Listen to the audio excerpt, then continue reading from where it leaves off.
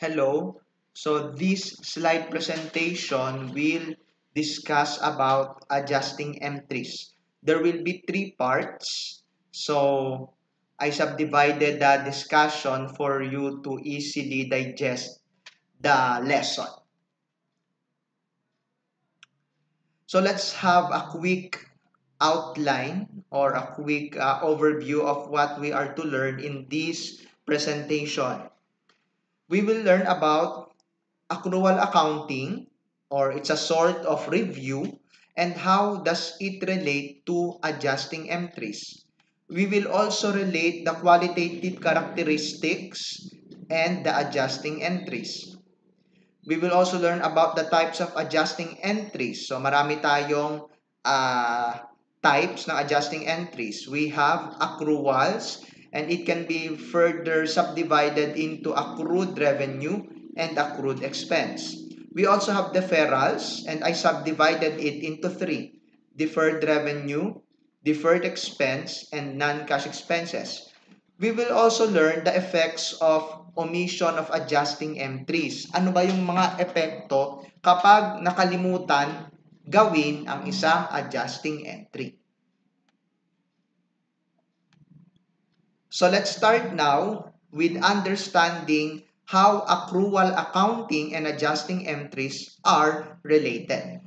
So, sa accrual accounting, we recognize revenue when earned, not necessarily when cash is received. So, medyo natutunan na natin yan hopefully nung high school, no? At lalo pa na-review natin yan nitong mga naunang lesson. The same is true with expense. Expense is recognized when incurred, not necessarily when cash is disbursed. So, ganyan yung ginagamit natin sa accounting, ano? Sa revenue, lagi nating tinatanong is kung nag-render na ba ng service sa customer or kung na-deliver na ba yung product. So, kung ang sagot ay yes, there is revenue. Kahit may tinanggap tayong bayad or kahit wala. The same is true with expense, di ba? Ang lagi nating tinatanong is kung nagamit na ba siya ng business. If the answer is yes, then expense will be recognized. Hindi natin tinatanong kung naglabas na ba tayo ng pera or hindi pa. Ang lagi nating tanong para malaman natin kung may expense is kung nagamit na ba siya ng business. So, what is its relationship to adjusting entries? So, adjusting entries are made for transactions following or observing the accrual accounting. Ano-ano yung mga transaction na ina-adjust? Revenues earned but cash is not received. Kinita na pero hindi pa natin natatanggap yung pera. Revenues earned and cash was received in advance. Ito naman, nauna nating tanggapin yung cash, tapos saka lang tayo nag-render ng service after some time. So that will require an adjusting entry. Expenses incurred but still unpaid. Yung mga expense na nagamit na ng business, na pakinabangan na pero hindi pa bayad.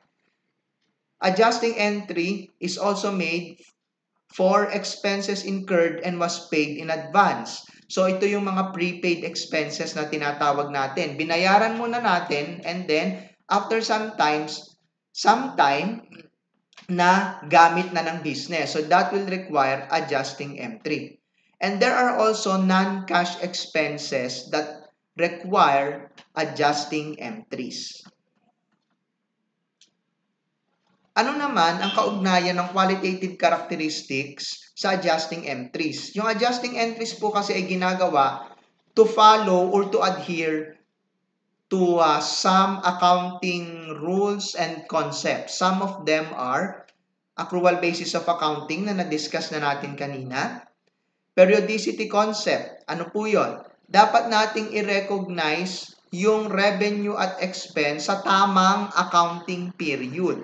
Kung kailan siya na-earn for revenue at kung kailan siya na-incur in case of expenses. So alam natin na yung timing ng cash inflow for revenue at cash disbursement for expenses ay hindi laging kasabay ng recognition ng revenue at expense kung ang gagamitin ay yung accrual basis of accounting. Kaya, ang paggawa ng adjusting entry ay pagsunod sa periodicity concept.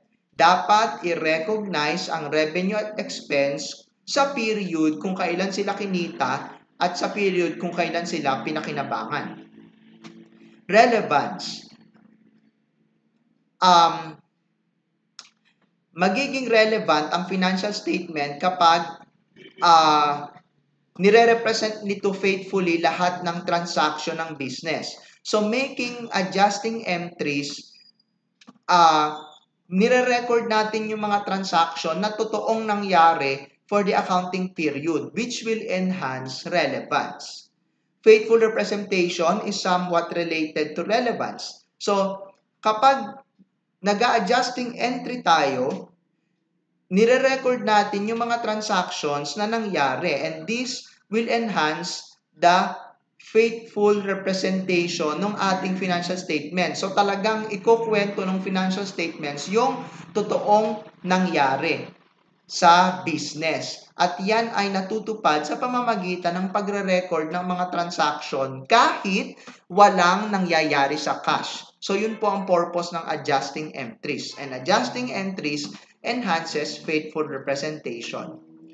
Timeliness, dahil nga nire-record natin yung revenue at expense sa tamang period kung kailan sila dapat i-record, so this will enhance the timeliness of our financial statement. Matching principle. Ang matching principle, ang ibig sabihin po niyan, yung lahat ng expense na kaugnay ng, o yung lahat ng expense na ginamit sa earn ng revenue ay dapat i-recognize kung kailan, kung saang period ni-recognize din yung revenue. So, another way of restating it is dapat yung revenue at yung expenses na nagastos para kitain yung revenue na yan ay dapat i-recognize sa parehong accounting period. Kaya nga matching principle. No? So, by making adjusting entries, sinusunod natin yung matching principle. Yung expense na ginamit para kitain yung revenue ay nire-recognize in the same period na kinita yung revenue. So our first adjusting entry is about accrued expense. So how do we define accrued expense? These are expenses incurred but still unpaid. Pinakinabangan na, nagamit na, pero hindi pa nababayaran.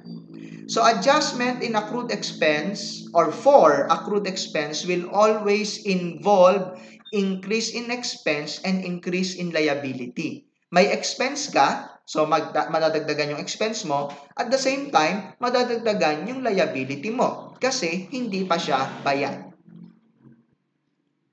Let us have this example. So weddings are us pays salaries every 2 Saturdays.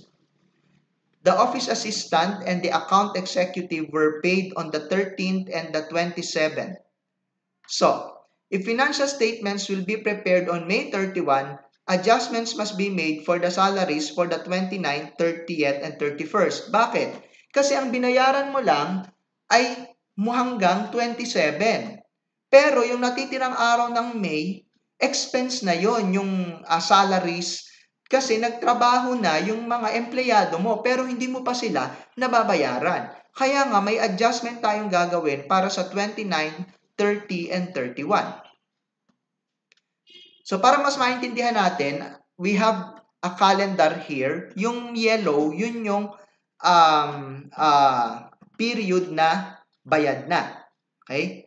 And yung tatlong pula, yun yung hindi pa. So, mapapansin natin, yung pula, yung tatlong pula, red days, yan yung mga araw na nagtrabaho na yung mga empleyado mo, pero hindi mo pa sila nababayaran. At yung 3 days na yan, ang gagawa natin ng adjusting entry. So, as I have said, employees have already worked, thus this expense is already incurred. Okay, yung tatlong araw nga. Nagtrabaho na sila, kaya dapat i-expense mo na kahit hindi pa nababayaran. Okay? So if the rate is 300 pesos per day, the total adjustment is computed as follows. So magko-compute na tayo ng adjustment. We have 2 employees na involved dun sa ating situation, times, meron tayong rate na 300 pesos a day, times, meron tayong 3 days na gagawa ng adjusting entry, so 3 days per employee. That will give you an adjustment of 1,800 for salaries expense. So, the adjusting entry is debit salaries expense, 1,800, and credit salaries payable, 1,800. So, yung adjustment for accrued expense always involves yung debit part is increase in expense, yung credit part ay increase in liability. Ano naman ang mangyayari kung hindi natin ma-record yung adjusting entry? Failure to record this adjustment will understate expense. Kasi kung titingnan mo yung entry, may debit salaries expense. So kung mawala yan, kulang ka ng expense. Okay? At pag understated ang expense mo, ma-overstate ang net income mo. Kasi remember, the computation of net income is revenue minus expense. I'm pretty sure yan ay napag-aralan na siguro ng high school. So, kung kulang ang expense mo, edi yung tubo mo labis or overstated.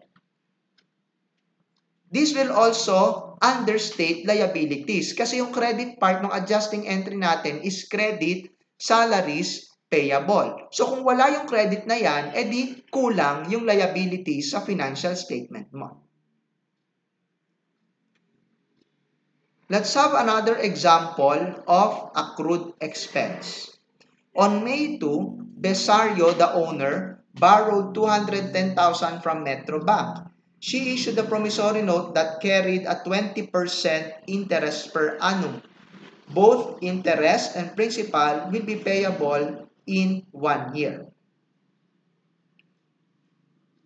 What adjustment relates to this situation and what is the adjusting entry? So ano nga ba yung adjustment na gagawin natin para sa situation na to? The answer is interest. So interest increases as time passes by. So habang tumatakbo yung panahon, tumatakbo din or lumalaki din ang interest. 1 month interest is already incurred but still unpaid. So kasi nga May 2, so i-round off na natin sa nearest whole month. So from May 2 to May 31, you have 1 month. E di tumakbo na yung panahon, meron ka ng interest na utang sa bangko, pero hindi mo pa nababayaran. So we will make an adjustment for 1 month interest. Let us now compute for the accrued interest. Bakit siya accrued interest? Expense na siya pero hindi pa bayad. Okay. So the formula is interest equals principal times annual interest rate times time. So, principal of 210,000 times 20% annual interest rate times 1 month over 12 months. Bakit merong 1 over 12? Kasi yung 0.20 ay annual rate or yung interest rate per year. Kaya lang i-adjust natin is 1 month lang. Kaya i-multiply pa natin sa 1 over 12. That will give you an adjusting amount of 3,500.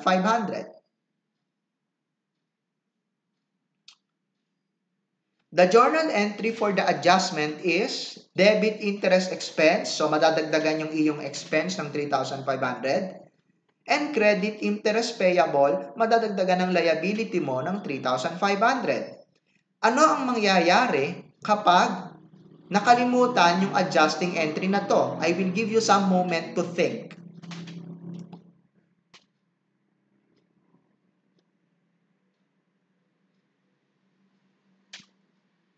So the correct answer, kapag nakalimutan ang adjusting entry na ito, kulang or understated ang iyong expense. Kasi yung debit part mo, debit interest expense. So mawawala yan, edi kulang ang expense.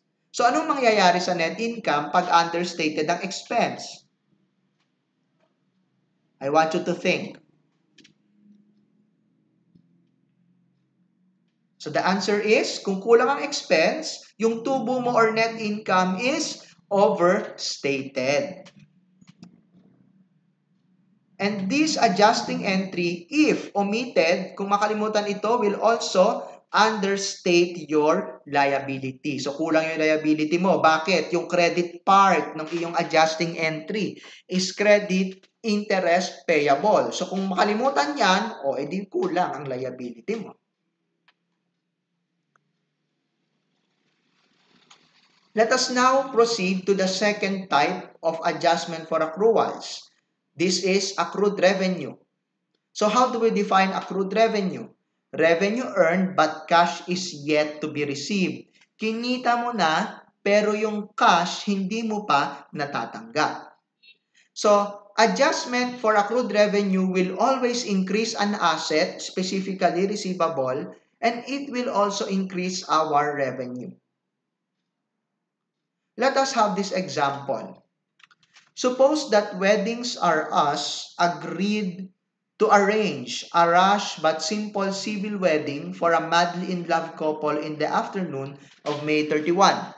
The entity intended to charge fees of 5,300 for the services. After the ceremony, the couple is yet to pay their debt. So, ano yung adjustment natin dito? By the way, balikan natin yung situation. So, ang nangyari dito, nag-render tayo ng service, pero hindi pa tayo binabayaran. So, revenue earned but cash is yet to be received. So, what is the adjusting entry for this? It will debit accounts receivable, 5,300. So, that will be an increase in the asset, and credit consulting revenues for 5,300. So, madadagdagan din ang revenue mo. So, if this adjustment will not be made, pag daw nakalimutan, ano ang epekto? What's your answer?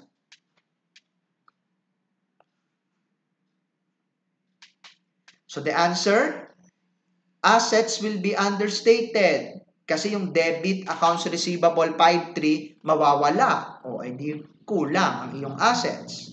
Revenue will be understated kasi yung credit part mawawala din, yung credit consulting revenue. So makalimutan mo yan, kulang ang iyong revenue. And net income will be understated. Siyempre, kung kulang yung revenue mo, kulang din ang net income. Let us have another example of accrued revenue. This one is not in the book. Suppose that Wedding R Us has an outstanding note receivable for 100,000. The note bears interest of 12% per year and has been outstanding since January 1. So the present month is May. This involves what adjustment? Ano ang iyong answer?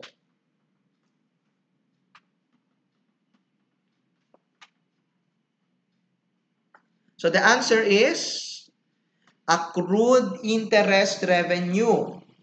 Kasi nagpautang ka. So tumakbo yung panahon. So may interest or tubo yung utang mo. Pero hindi mo pa natatanggap yung cash para sa interest. So this will be interest earned but not yet received. So we will now compute for the accrued interest using the formula principal times time times rate. So 100,000 principal times time of 5 months. So from January 1 to May 31, yan po ay 5 months. So times 5 over 12 times the annual rate of 12%. That will give you an accrued interest income of 5,000 pesos.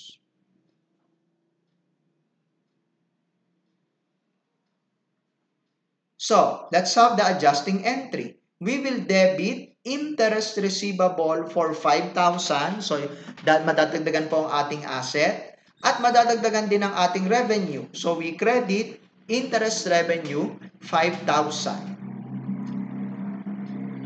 So, lagi nating tatandaan, pag adjustment for accrued revenue, increase sa asset, increase sa revenue.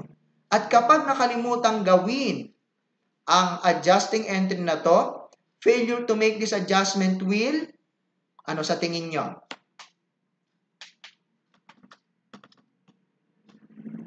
Will understate asset, kasi yung debit interest receivable, mawawala. Understate revenue, kasi mawawala sa record yung credit interest revenue. At syempre, kung understated ang revenue, understated din ang iyong net income. So you can now proceed to the second part of this slide presentation. But before proceeding to the second part, I will leave you with this quote. Spend more time listening instead of talking. You'll be amazed at what you learn. Thank you for your attention, and please proceed to the next part of the slide presentation.